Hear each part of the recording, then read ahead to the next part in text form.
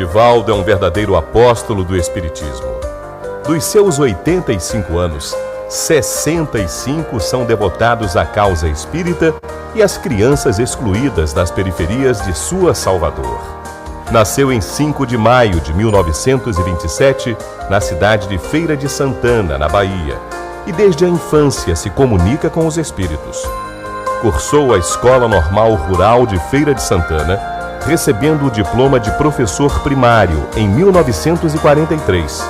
Trabalhou como escriturário no antigo IPASSE, em Salvador, aposentando-se em 1980. É reconhecido como um dos maiores médiuns, oradores e divulgador da doutrina espírita por todo o mundo. Em 1947, em Salvador, fundou o Centro Espírita Caminho da Redenção e, em 1955, a obra social Mansão do Caminho, instituição onde seu devotamento o revela como um exímio educador, com mais de 600 filhos adotivos e mais de 200 netos e bisnetos, atendendo atualmente a cerca de 3.000 crianças, adolescentes e jovens de famílias de baixa renda por dia, em regime de semi-internato e externato, além de um centro de parto normal, onde as mães são acompanhadas desde o pré-natal. Orador com mais de 13.000 conferências em mais de 2.000 cidades em todo o Brasil e em 64 países dos 5 continentes, tendo concedido mais de 1.500 entrevistas para rádios e TVs, no Brasil e no exterior, se destacando e recebendo homenagens de instituições culturais,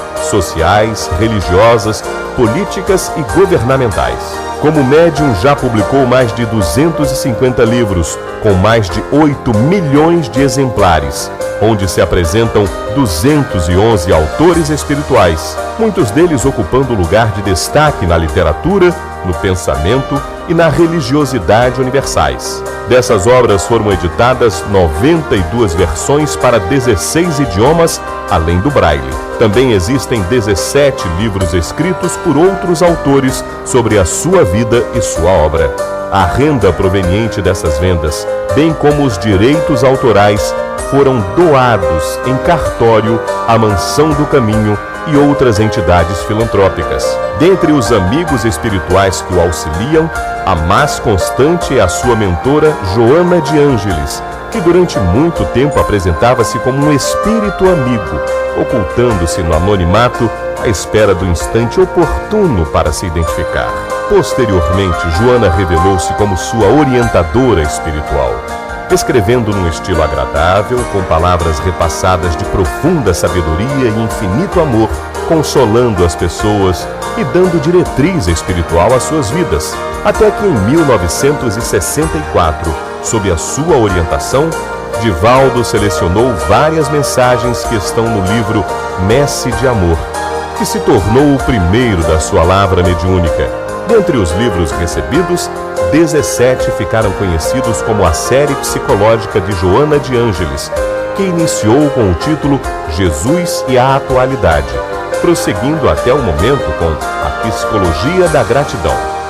O CIMESP manifesta sua gratidão a Divaldo Franco e a imensurável alegria de estar com esse grande divulgador da doutrina espírita, participando da sua 7ª edição, fazendo a abertura desse congresso, abordando o tema central: Viver Jesus, a única alternativa. Já não vos digo amanhã, o Evangelho nos conclama. Agora, com vocês, Divaldo Franco.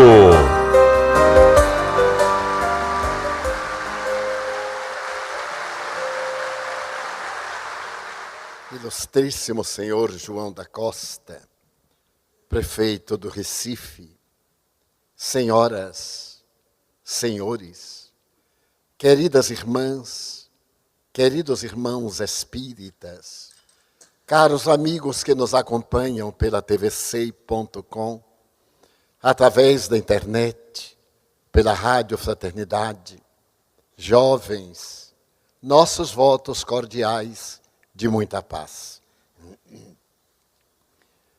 No dia 12 de fevereiro de 1862, no Collège de France, em Paris, a melhor elite cultural francesa aguardava emocionada a aula de abertura que deveria ser apresentada pelo extraordinário pensador Ernesto Renan. Naquele momento, as expectativas eram extraordinárias. E o eminente literato, escritor, poliglota, jornalista e ateu Ernesto Renan, depois de realizar a apresentação convencional, emitiu um conceito que iria traduzir toda a grandeza do seu discurso. Ao referir-se a Jesus, Ernesto Renan asseverou ipsis verbis: Jesus é um homem incomparável. Na expressão apresentada pelo admirável escritor, estava embutida uma censura às tradições religiosas vigentes na França. Merece recordar que aqueles eram os dias de Napoleão III, o nobre imperador que havia traído a República e novamente instaurara o império que a Revolução de 89 conseguira derrubar. Era representante da opulência, das tradições, e desde a concordata que Napoleão Bonaparte firmara com o Vaticano no ano de 1802, que a supremacia da religião católica desenhava a intolerância, o poder, a dominação arbitrária. Desde 1850, quando Napoleão III assumira o comando do país, a intolerância atingira uma situação insuportável.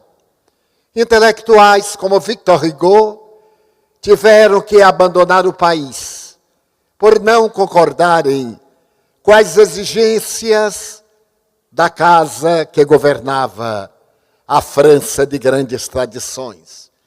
Concomitantemente, com a imposição imposta mais uma vez pela tradição religiosa, todas as reuniões para serem executadas necessitavam de um aval policial, porque Napoleão III temia o povo, e as reuniões com mais de 25 pessoas deveriam ter uma permissão especial das autoridades.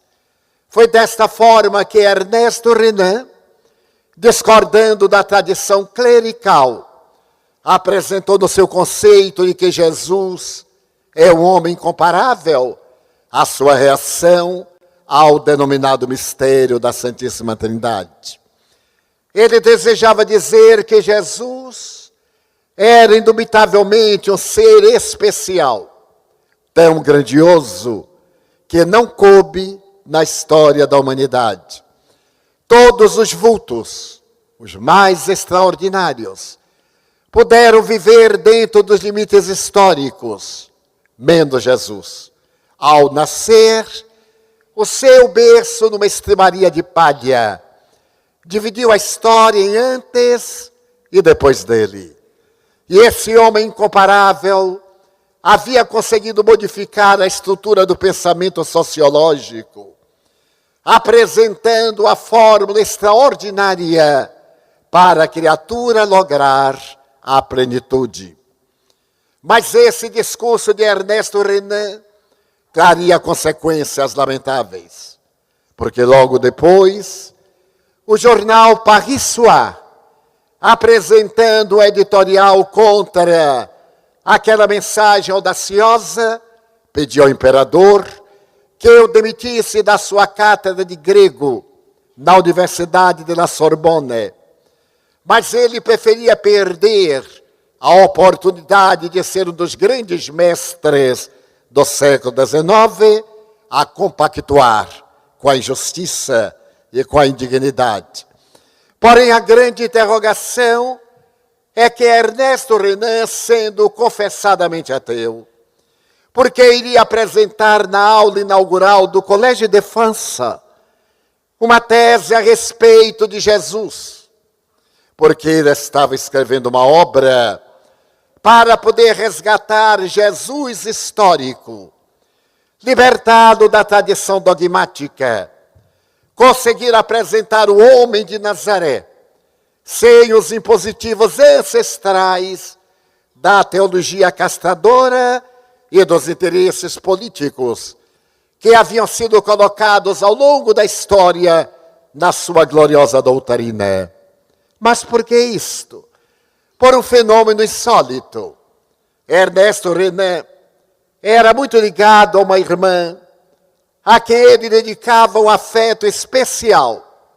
E essa jovem, também materialista, havia sido acometida da peste branca, a tuberculose, que era de natureza pandêmica. E quando ela foi acometida da enfermidade, os seus médicos recomendaram que ela abandonasse Paris. O clima frio, o período amargo de julho até setembro de alto calor, eram todas essas condições prejudiciais. E Henriette, se desejava maior período de vida, deveria ir para uma região quente, talvez uma região desértica. Ele foi recomendado que viajasse ao Líbano. O Líbano, na época, era considerado como possessão francesa. E Beirute era chamada a Paris do Oriente.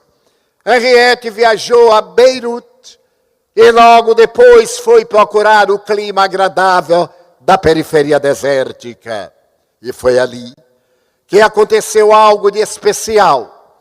A jovem francesa começou a caminhar pelas margens desérticas e fascinou-se com os escombros de velhas igrejas cristãs. A voz grandiosa do apóstolo Paulo cantara naquela região a balada sublime da Boa Nova. E de escombro em escombro, Henriette optou por ler algumas das parábolas de Jesus e fascinou-se com este homem especial.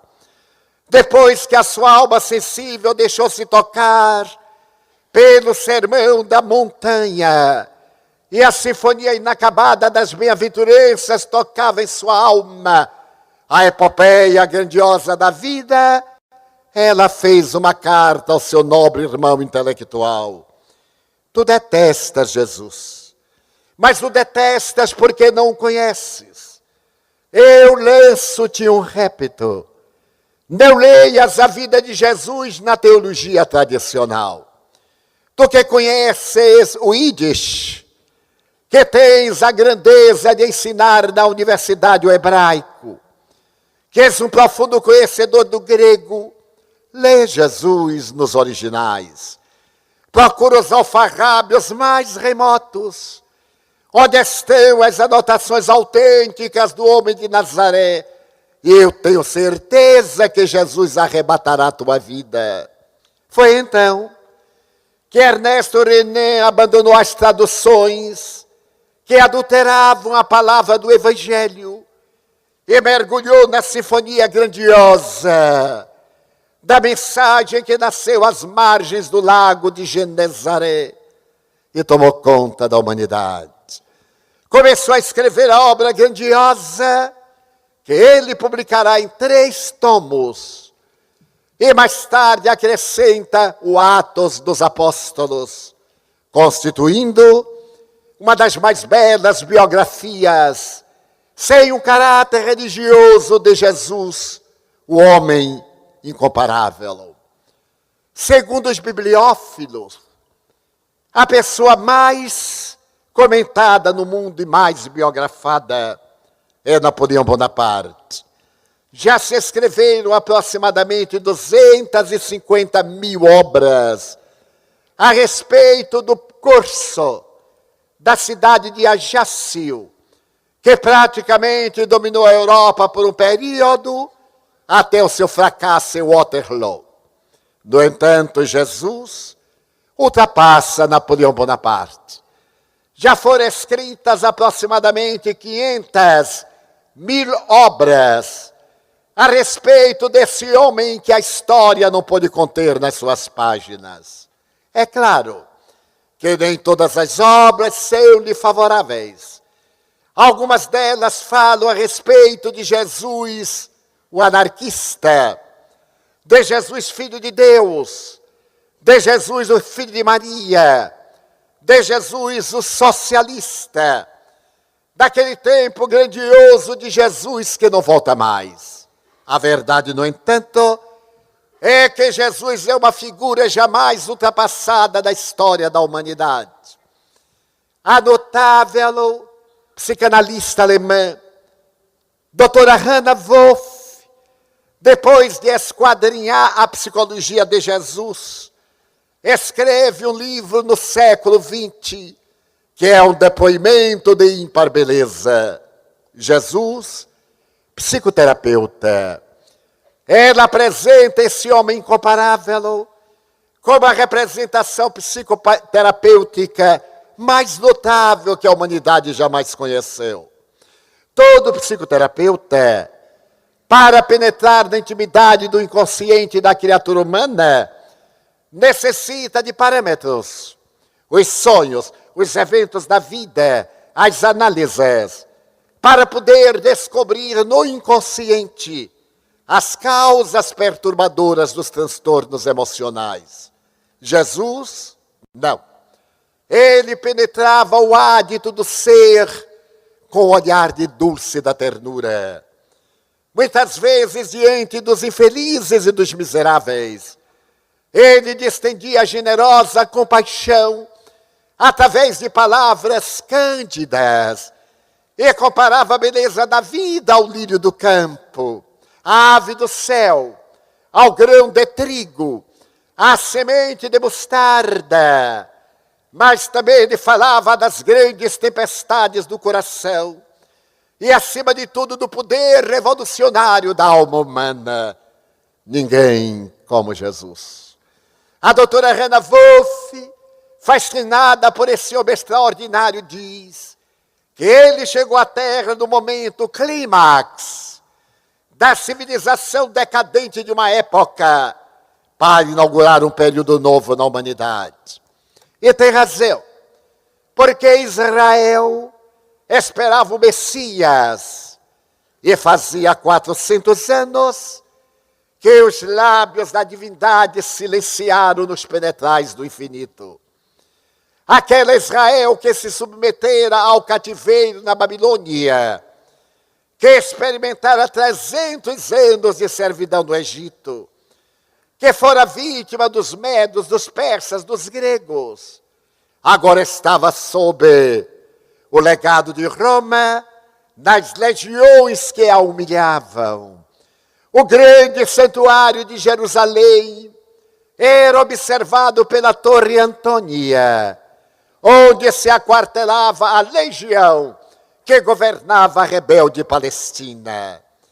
Nesses 400 anos de silêncio, Israel fora vítima de tiranos como Herodes o Grande, um homem depravado, cínico, homicida, que não era judeu.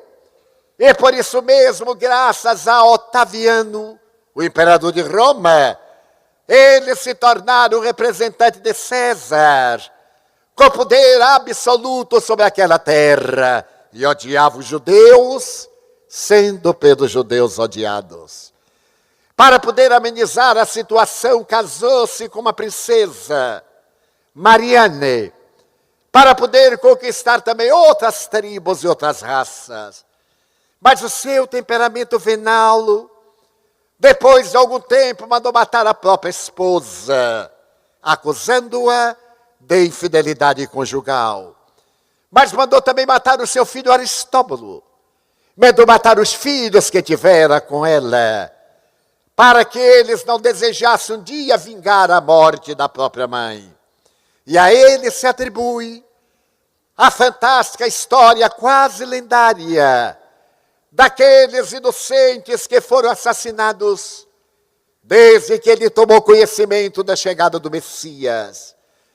Era sob as garras terríveis de Herodes, o Grande, que morre em decomposição cadavérica antes de cessarem as batidas do coração.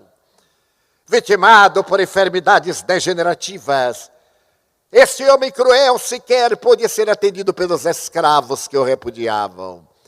Mas é nesse período em que o mundo contempla e celebra as glórias desse governante notável que é Otaviano, também perverso, também venal, que fizera parte do segundo triunvirato, e que depois da morte de César poderia trazer sobre a sua cabeça a coroa da vitória.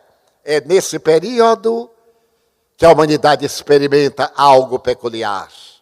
Até ali, Roma vivia em guerra. Assevera-se que nos seus 650 anos de vida, somente 2 vezes o templo da deusa Vitória fechou as suas portas. A segunda vez foi no período de Otaviano, que deu o seu nome ao século em que nasceu. Depois da sua morte, o Senado consagrou o século I como de Augusto. E ele passou a ser celebrado como verdadeiro Deus, porque foi algo especial. Ele era um hábil governante. Restabeleceu o poder, a hegemonia de Roma em todas as províncias. Fez diminuir os combates contra os germanos. E naquele período, ao invés de renascerem na terra generais, como Júlio César, Cipio Africano, Aníbal o Cartaginês e outros, nasceram poetas, filósofos, Tito Livio, Mecenas, Virgílio. E o império experimentou um largo período de paz. Narram os historiadores que muitas vezes no foro, em sua tribuna de ouro, o imperador chorava quando escutava os versos notáveis que diziam: ó sol fecundo, que diariamente enches o dia de luz, que no teu périplo nunca possas ver nada que se equipare a Roma. O imperador chorava de emoção porque, em verdade, ele governava a casa imperial com mão de ferro. Mandara para o exílio uma filha para a ilha da Pandatária, porque ela se entregara ao deboche em plena corte. E mais tarde mandaria também para o exílio uma neta, que se permitira uma conduta irreverente, indignificando a casa imperial. A sua mulher, que experimentava venenos com escravos, para poder libertar-se de inimigos políticos, teve que separar-se do tálamo conjugal e suportar a sua exigência, mantendo-se na casa imperial sem o mínimo direito de imperatriz. Era essa força que mantinha o império reunido. E é nesse período que, numa noite fria do mês de abril, nasce Jesus. Mais tarde se dirá que ele nasceu em dezembro, mas a verdade é outra. Ele deve ter nascido entre os dias 6 a 8 de abril. Porém, por volta da instalação do cristianismo no Império Romano, eram celebradas as festas saturnais entre 22 e 25 de dezembro. Era aquele período quando se tem o menor dia de luz em toda a Europa. E a extravagância permitia que, naquela oportunidade, até os escravos desfrutassem das licenças morais. Seria o nosso carnaval um pouco mais apimentado. E os cristãos primitivos, para tirar essa mancha do politeísmo, resolveram tirar a data do nascimento de Jesus de abril e trazê-la para 24 e 25, entre 11 horas e 1 da manhã, para dessa maneira apagar a mácula, passando então a data a ser celebrada nesse mês de dezembro, que não tem nenhum apoio histórico. Mas isso não é importante. Também assevero que ele nasceu no que chamamos o ano zero. É outro engano. Ele deve ter nascido 6 anos antes dessa data que foi celebrada para a organização do calendário, quando se mudava o calendário lunar para o calendário solar. E erro matemático estabeleceu que o ano zero nosso seria o ano típico do nascimento de Jesus. Mas os melhores historiadores estabelecem que ele deve ter nascido 6 anos antes. Mas é importante? É secundário. Importante é que ele nasceu e a humanidade nunca mais foi a mesma. Durante o largo período, filho do carpinteiro de Nazaré, que nascera em Belém de Judá, para atender às exigências proféticas tradicionais, teve uma vida relativamente obscura. Ele se fará apresentar aos 12 anos, mais ou menos, quando seus pais visitam Jerusalém, pela segunda vez, depois de o terem levado na primeira infância para a apresentação do templo. E a profetisa Ana e o profeta Simeão identificaram-no como o esperado, aquele que deveria exaltar Israel e libertar a humanidade do monstro da ignorância. O silêncio é agora total entre os 12 anos e o seu aparecimento mais tarde, entre 28 e 29 anos de idade, nas bodas em Caná. É curioso observar-se que ele se apresentará no dia de festa, porque a sua é uma mensagem revolucionária. E a sua palavra está contida em uma obra que em grego se escreve como Evangelion, que significa boas novas, boas notícias, notícias de alegria. Como ele mesmo disse, eu vos trago notícias de alegria. Naquele período, o ser humano era vassalo dos dominadores. A mulher era serva das paixões do homem. Sequer poderia ser contabilizada, até mesmo nos recenseamentos. Os impostos eram terríveis. E a miséria social tomava conta da terra, pior do que nos nossos dias.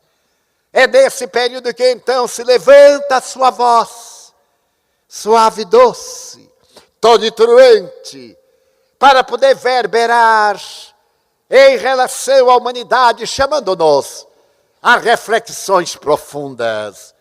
E esse homem extraordinário veio dizer, eu venho ter convosco, para que tenhais vida, e vida em abundância.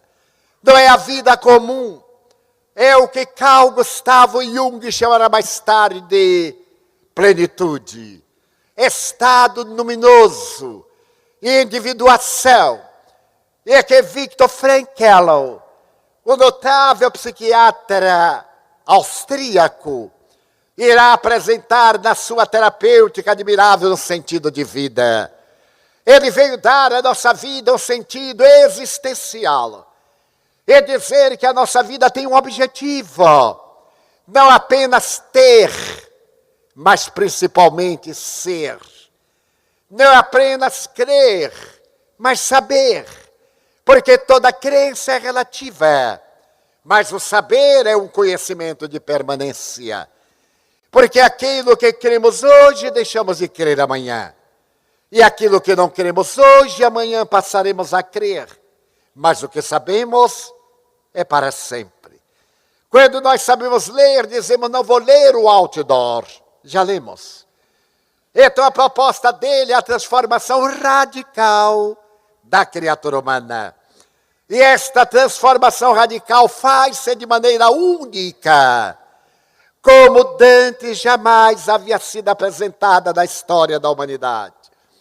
Quando retrocedemos na legislação humana, não podemos esquecer o primeiro código, o Código de Hammurabi, escrito numa estela de pedra que hoje se encontra no Museu Britânico em Londres. Ali naquela pedra estão escritas as diretrizes da vida humana em 613 linhas. Ali está a lei de tal e qual, a lei de Talião, perversa e ignóbil, que mais tarde Moisés modificará ao apresentar a mais grandiosa síntese legal da humanidade, o Decálogo. Posteriormente, o direito romano irá apresentar as 12 tábuas representativas da legislação. Mas se nós recordarmos de Buda, 600 anos quase antes de Jesus, ele nos traz a revolução do caminho do meio e a proposta da compaixão. A compaixão budista é esse sentimento de compreensão que deveremos ter em relação ao nosso próximo. Akhenaton exalta o Deus Aton, o Sol, mas ele apresenta, por outro lado, a justiça dentro dos códigos do hermetismo de natureza egípcia. Hermes Trismegisto apresenta também o seu profundo ensinamento baseado na justiça. Confúcio fala-nos nos Analectos a respeito da família e da sociedade. Forri e etc. Jesus revoluciona a humanidade quando fala sobre o amor. É indispensável amar.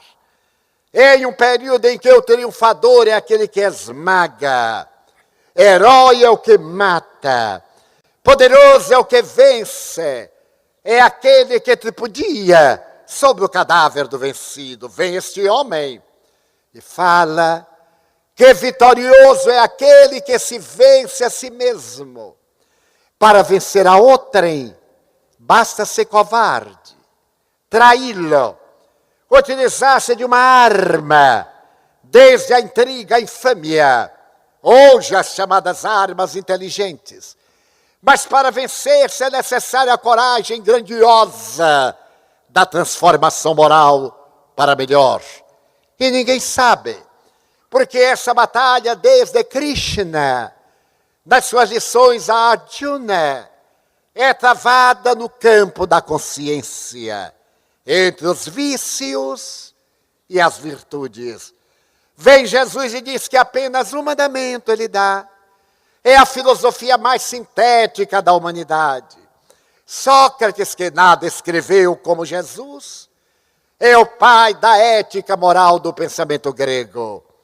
Jesus, sem escrever nada, propõe a ética moral do amor, como sendo a mais eficaz para equacionar quaisquer problemas e desafios da humanidade. E estabelece amar a Deus acima de todas as coisas e ao próximo como a si mesmo. É uma revolução, porque esse sentimento exige um esforço tremendo da criatura humana. E na moderna psicologia, vemos que a solução para os problemas da atualidade é exatamente o primeiro mandamento, em uma forma algo oposta.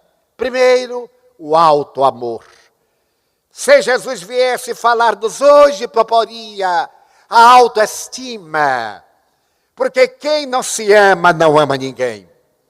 E a psicologia, através do Dr. Rollo May, teólogo, filósofo, psicólogo americano, estabelece que o ser humano não se ama.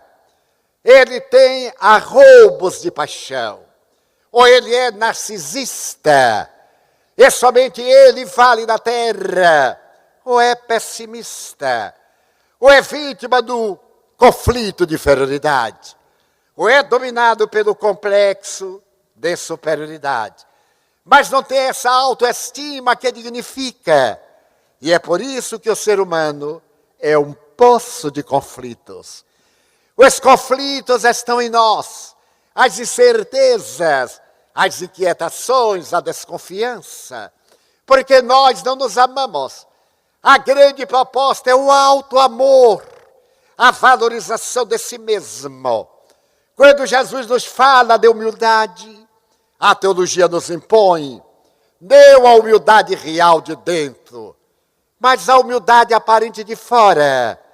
Como os fariseus usavam a roupa branca porque não tinham o caráter alvo, nós usamos a humildade aparente, o descuido, o maltrato, e desejamos transparecer que humilde é aquele que se veste mal, que se apresenta mal, quando ele é apenas displicente ou imundo.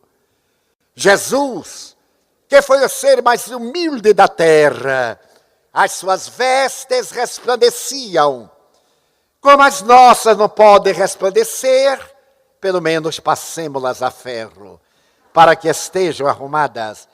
Então o alto amor é essa manifestação de respeito que devemos ter por nós mesmos. Não confundamos com o egoísmo. O egoísmo é o tormento de querer ter para si.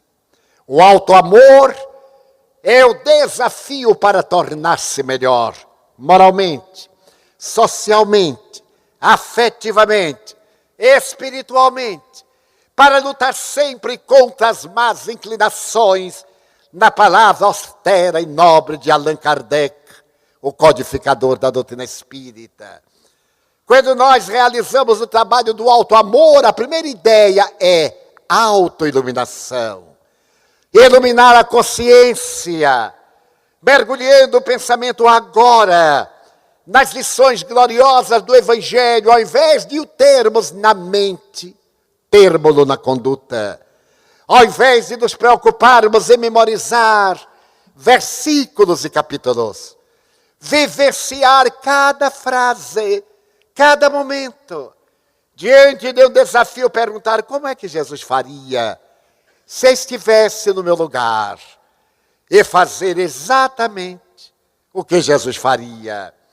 Eu recordo-me de uma cena que presenciei ao lado do venerando apóstolo da mediunidade, Francisco Cândido Xavier.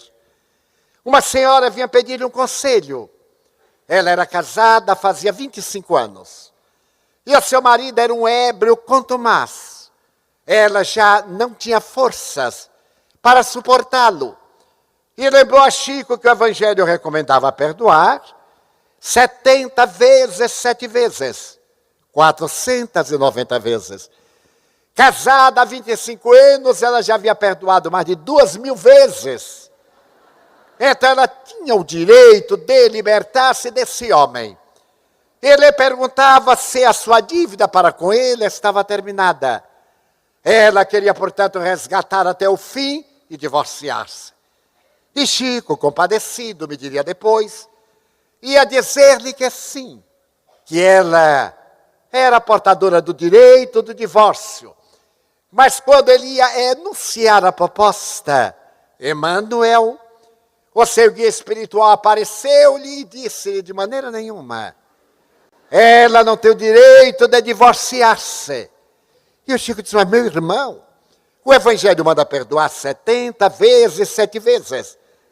E ela já perdoou mais de 2.000. E Emmanuel disse, pois é, o Evangelho manda perdoar a dívida 70 vezes, 7 vezes, cada dívida.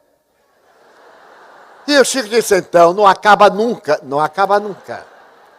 Voltou-se para ela e disse, minha irmã, tem um pouquinho mais de paciência. Mas eu sei. Mas diz o Emmanuel que deveremos perdoar 490 vezes cada vez que o outro errar.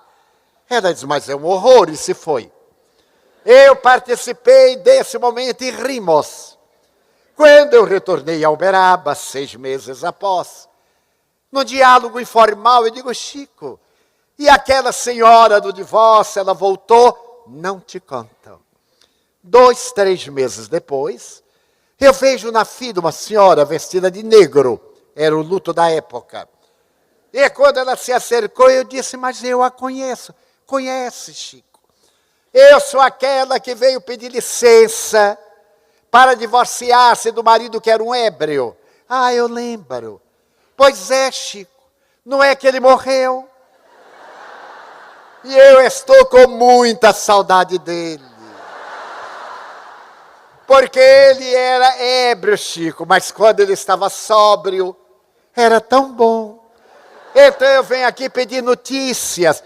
Como é que ele está no além, Chico? E o Chico redargui, minha filha, depois de 25 anos bebendo, ele continua ébrio no além. Então esse evangelho da vivência, não na primeira oportunidade, mas agora, esculpir a palavra desse homem extraordinário em nossa conduta, através do alto amor. Se eu me amo, eu esforço-me para ser melhor. Eu me empenho em não fazer de público aquilo que eu não tenho coragem de fazer em particular. Então a minha vida íntima é a mesma entre as 4 paredes da habitação e as 100 paredes da humanidade. Então quando eu começo a me amar, a trabalhar para ser melhor, a ser mais gentil, a ter mais confiança, a cuidar do corpo, esse jumentinho na palavra de Francisco de Assis, que nós cavalgamos, para que longa seja a nossa existência, estemos amando-nos e notamos quanto é difícil lutar contra as imperfeições. Basta que façamos uma campanha, nesta semana que começará domingo, eu não vou mentir, que aliás aqui ninguém mente. Nós adiamos a verdade. É a maneira gentil de ocultar essa deficiência. E quando nós dizemos, eu não vou mentir nunca mais, primeira mentira. Nós aí passamos a entender melhor o nosso próximo. E vemos que se nos é difícil melhorar o caráter, também é difícil nele. Nasce a tolerância. E nós passamos a ter compreensão, dar ao próximo o direito de ele ser como é, como nos permitimos o direito de ser como estamos. Então é curiosa essa colocação, porque o nosso próximo, mesmo rebelde, mesmo antipático e inamistoso, torna-se mais ou menos simpático. Nós, meu Deus, Deus e ele sabem o esforço que está sendo desenvolvido para ele ser melhor. Nasce uma ala de simpatia. Há poucos dias em Salvador, há 4 semanas, lançamos uma campanha, a Semana da Gentileza, porque nós fomos abandonando a gentileza e aconteceu algo muito curioso comigo. Eu ia andando e um senhor vinha atrás de mim, atropelou, me empurrou, eu caí, ele passou e ainda me olhou com raiva. Eu estava na frente dele. Eu então disse assim, me desculpe estar na frente do Senhor. Ele ficou aturdido. Não, é que eu sei. Não, me desculpe. De outra vez eu vou ficar olhando para trás para ver quem é que vem e dá passagem. Mas ele não pediu desculpa, não disse nada, pelo contrário. Ficou aborrecido de ter me derrubado. Fui eu quem caiu, mas ele é quem ficou aborrecido. Então lançamos a campanha da gentileza, fizemos uma conferência. Recordei-me que o Dalai Lama dizia, a gentileza é a minha religião. E Aldous Huxley, um dos maiores cientistas do século XX da Inglaterra, escritor, deixou-nos uma obra notável, A Ilha, entre outras. Já idoso, teve esse desabafo. Eu estou cansado de dizer.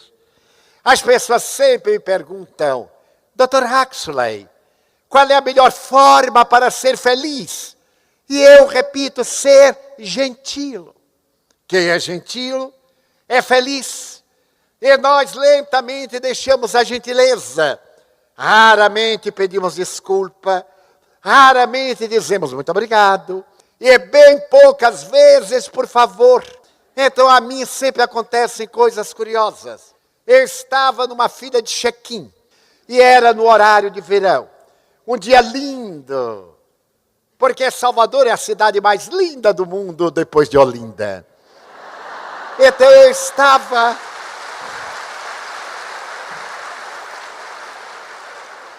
diante do nosso maravilhoso sol nordestino, alegre, e sorria, porque me sinto muito feliz. Quando na terceira fila, o senhor me olhou e gritou de lá: ei, por que é que está rindo? Eu então achei curioso, eu digo: meu Deus, às 5 da manhã em jejum, encontrar um homem de mau humor é muita falta de sorte. Mas eu continuei a rir e não lhe dei importância. E ele insistiu: ei, você aí, por que é que está rindo? Você está rindo de mim ou está rindo para mim? Eu movimentei a cabeça na direção dele e respondi: não estou rindo para o senhor, nem estou rindo do senhor. Por que não? Porque sou cego. Ele teve um choque. Todo mundo caiu na gargalhada, porque ele estava brigando com o cego. Ele atravessou as filas, veio até mim e chegou de frente, passou o braço e eu cego. Ele disse-me: mas o senhor tem os olhos tão claros e é cego? Eu digo: sou sim, senhor. Mas o olho, eu digo: meu senhor, não tem nada a ver com o olho, é o nervo óptico. Mas quando eu fui explicar, ele reconheceu minha voz. Eu tenho um programinha de rádio, eu apareço na televisão. Ele disse: eu conheço essa voz. Você não é o Divaldo Franco? Eu digo: sou sim, senhor. Não, é cego, coisa nenhuma. Eu digo: sou. Eu sou cego à agressividade humana. Eu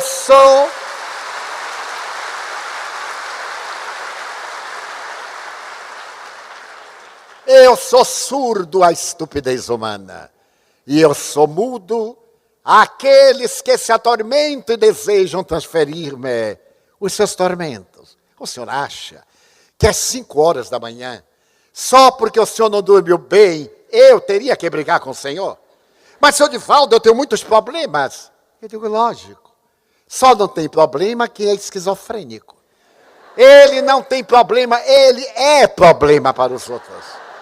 Eu também tenho problemas. Mas, senhor Divaldo, até eu queria lhe fazer uma consulta. Eu disse: mas aqui na fila, quer dizer, você está indo para onde? Eu digo: estou indo a São Paulo. Eu também. Em que voo o senhor vai? Voo tal. Eu também. Eu digo: só falta ele no meu colo. Mas não deu outra. Entrei no avião, eu sempre me sento ao corredor para não incomodar, prefiro que passem por mim. Fila 6C. Quando eu viro a cabeça, 6D, o meu anjo da guarda. Ele põe a mão na minha perna e ele diz: senhor Divaldo, nós vamos conversar muito, não é? Eu digo: não, senhor. Em avião só conversam as pessoas mal educadas. Porque nós alugamos esta poltrona. E não temos o direito de perturbar a pessoa que alugou a outra poltrona. Há pessoas que alugam o avião inteiro, entram no gargalhada, contam a sua vida, falam os seus problemas, atendem telefone. São pessoas desequilibradas. Ele é o dono do avião, mas eu também sou. Paguei a mesma coisa. Veio levantar-se, puxa a cadeira da frente, arranca o cabelo da gente. Ao invés de segurar nos braços da sua cadeira, ele puxa da frente, puxa de trás, ainda dá murro. São pessoas desequilibradas. Nós não vamos conversar. Mas, senhor Divaldo, eu aí fiz um teste. Eu coloquei a mão na sua rótula, no joelho, e disse: o senhor está muito cansado. Durma. O senhor necessita de repouso. Durma. Eu não sabia que era hipnotizador. Daí a pouco o homem estava dormindo. Eu assustei-me e disse: meu Deus, eu não vou dizer essa palavra no auditório, senão todos vão dormir. Quando o avião chegou a São Paulo, ele acordou e disse: senhor Divaldo, eu digo: já chegamos. Eu dormi, eu digo: não, ressonou, você está muito cansado. E a consulta, senhor Divaldo, eu digo: terças e quintas, lá no centro. Porque os meus guias não atendem no ar, só atendem terra. Então nós aprendemos a tolerar o outro, a perceber que o outro tem problema como nós temos problema. E ao invés de entrarmos em litígio, tornarmos amigos. Mais tarde ele foi ao nosso grupo. Seu Edivaldo, aquela viagem foi extraordinária, não foi? Digo, foi, senhor. Foram os guias que me adormeceram, eu digo, mais ou menos. Então esse alto amor torna-se um halo amor. Passamos a ver a outra criatura sem prevenção. Ao invés de vivermos armados uns contra os outros, vivemos amados uns pelos outros. E a partir daí amaremos a Deus. Jesus nos disse, se vós não amais ao que vedes, como amareis a meu Pai a quem nunca vistes? E é real. Então a proposta do Evangelho é trazer Jesus hoje para a nossa sociedade aturdida, para a nossa cultura materialista. Não é trazê-lo com as tintas piegas do pensamento religioso. É trazê-lo como este pedagogo, psicoterapeuta, este amigo de quem não tem amigos. E essa tarefa coube ao Espiritismo, que no seu aspecto de ciência prova a imortalidade da alma. Então a nossa vida tem um sentido ético, a imortalidade. Da mesma forma que eu penso na minha velhice, que procuro preparar os dias difíceis do desgaste orgânico da doença. Procuro ter plenos de saúde, ter uma aposentadoria digna. Ter bens para que me sustentem nos momentos difíceis da velhice. Por que não pensar na minha realidade post-mortem e investir nos bancos da providência? A notável psicoterapeuta e psiquiatra, doutora Elizabeth Lucas, discípula de Viktor Frankl, conta que era materialista. E certo dia, visitando uma senhora muito doente, numa clínica de idosos, que se recusava a tomar soníferos, porque tinha religião, e dizia que através do pensamento, pelo controle mental, ela podia suportar a dor. A doutora Lucas narra que se afeiçoou em especial a esta idosa. E um dia, a idosa lhe disse, doutora, eu sei que você não tem crença em Deus, mas eu quero dar-lhe um presente. Quero dar um presente para que a senhora tenha-me na sua memória depois que eu me for. Eu estou depositando altos valores num banco para a senhora. E ela disse, não, em absoluto. A minha amizade, não, doutora, é no banco da providência divina. Eu estou colocando as minhas orações pela senhora no banco da providência divina. E se algum dia a senhora tiver um problema muito grave, saque tudo aquilo que eu coloquei no banco em sua homenagem. A veneranda senhora desencarnou pouco tempo depois. E mais tarde, a doutora Lucas estava em casa. E o seu filho de 12 anos, que estudava violino, sempre voltava às 18 horas. E nesse dia não voltou. Ela recebeu um telefonema, era do delegado de polícia. Dizia que seu filho sofreu um acidente. Estava numa unidade de terapia intensiva. E ele ia passar por lá para tomá-la. Estava muito preocupado. E ela ficou desesperada.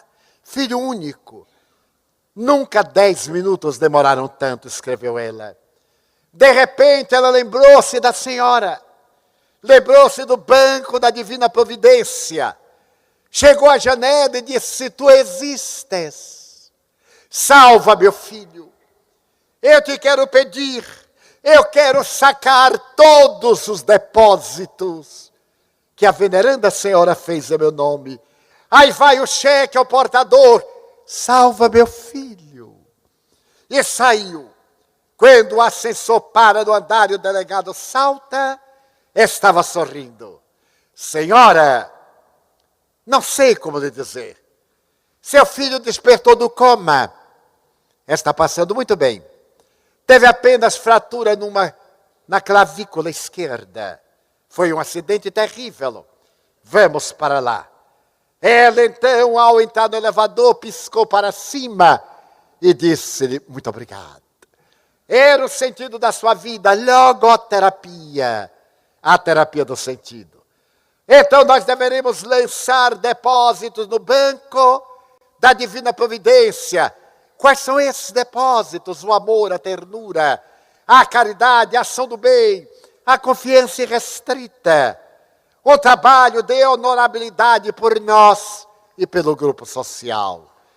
Então esse Jesus que o Espiritismo nos oferece é resultado de um fenômeno científico.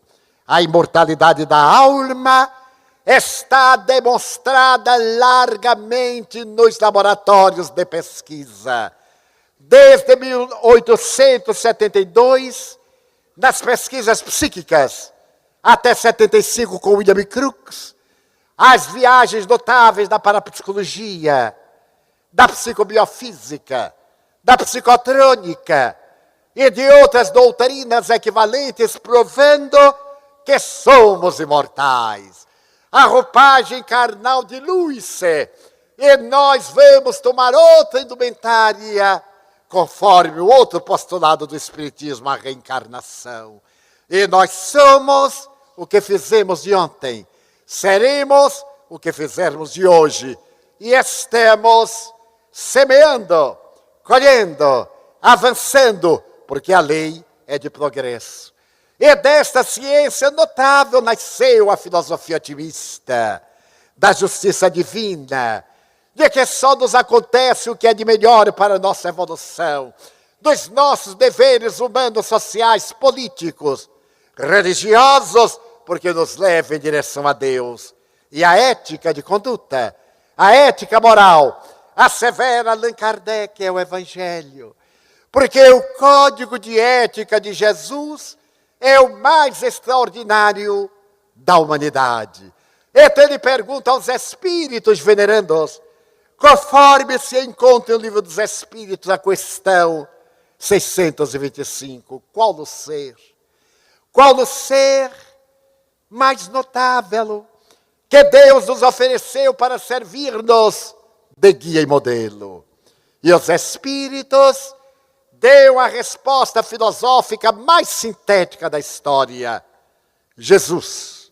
Jesus é o ser mais evoluído que Deus nos ofereceu para servir-nos de modelo e guia. Mas o que fizemos de Jesus? Crucificamos-lo e ele voltou. E o crucificamos nas mortalhas das indumentárias religiosas de interesses materiais. Ele prometeu libertar-nos da orfandade, viria através das vozes espirituais para apresentar-nos o norte. Nesses dias em que a criatura humana parece ter perdido o endereço de si mesma e atira-se na drogadição, na sexolatria, nos deslates, nos disparates, é vítima da depressão pandêmica, das enfermidades degenerativas como Alzheimer, síndrome do pânico, Parkinson.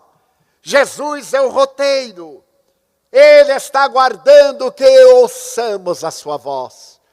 Teve a ocasião de dizer-nos, ó vós, que estáis cansados e aflitos, tomai sobre vós o meu fardo, recebei o meu jugo, e aprendei comigo que sou manso e humilde de coração.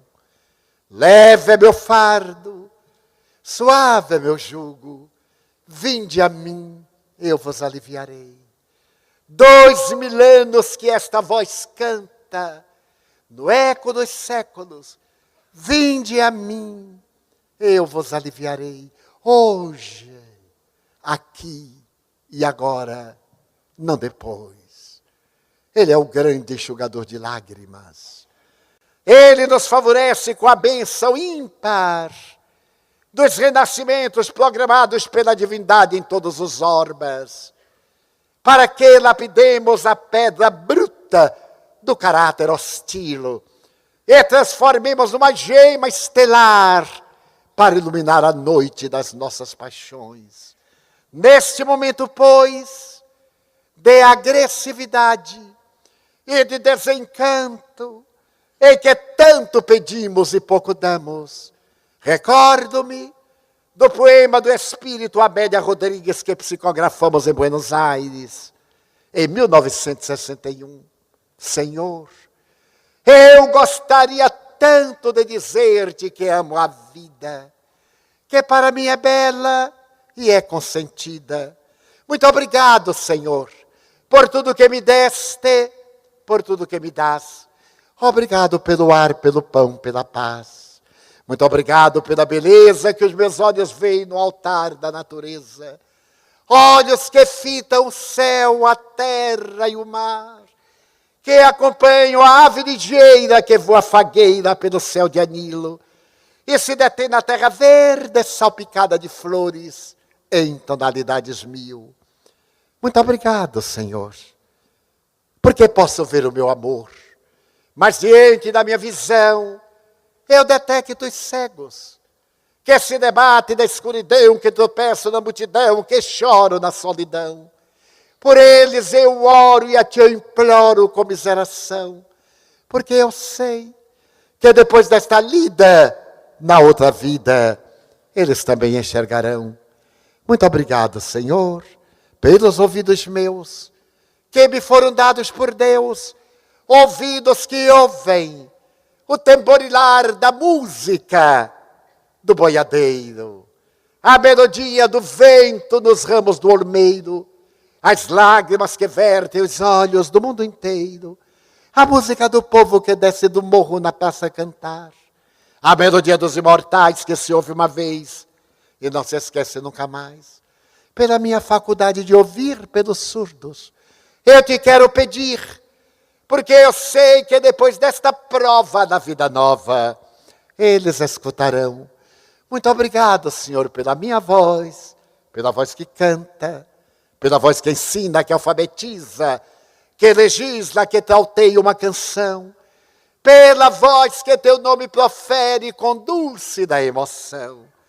Diante da minha melodia, eu quero rogar pelos que sofrem de afasia. Eles não cantam de noite, não falam de dia, oro por eles, porque eu sei que depois desta dor, no teu reino de amor também cantarão.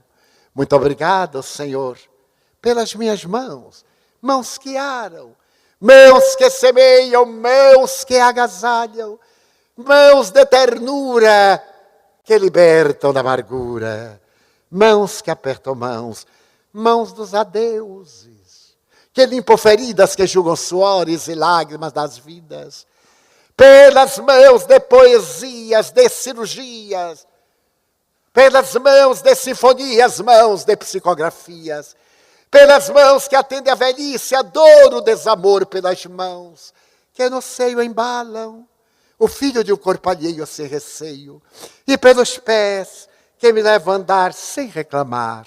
Obrigado, Senhor, porque eu posso caminhar. Diante do meu corpo perfeito eu te quero louvar, porque eu vejo na terra aleijados, amputados, marcados, paralisados, que não se podem movimentar. Eu oro por eles, porque eu sei que depois desta expiação, na outra reencarnação, eles também caminharão. Muito obrigado por fim, pelo meu lar. É tão maravilhoso ter um lar. Não é importante se esse lar é uma mansão, uma favela, uma tapera, um ninho, um grabato de dor, um bangalô, seja lá o que for. Mas que dentro dele exista a figura do amor de mãe ou de pai, de mulher ou de marido, de filho ou de irmão, a presença de um amigo, alguém que nos dê a mão, porque é muito triste viver na solidão. Mas se eu a ninguém tiver para me amar, nem um teto para me agasalhar, ou uma cama para me deitar, nem aí reclamarei. Pelo contrário, eu direi, obrigado, Senhor, porque eu nasci. Obrigado, Senhor, porque eu creio em Ti, pelo Teu amor. Obrigado, Senhor, pela Sua atenção. Muito obrigado, senhores.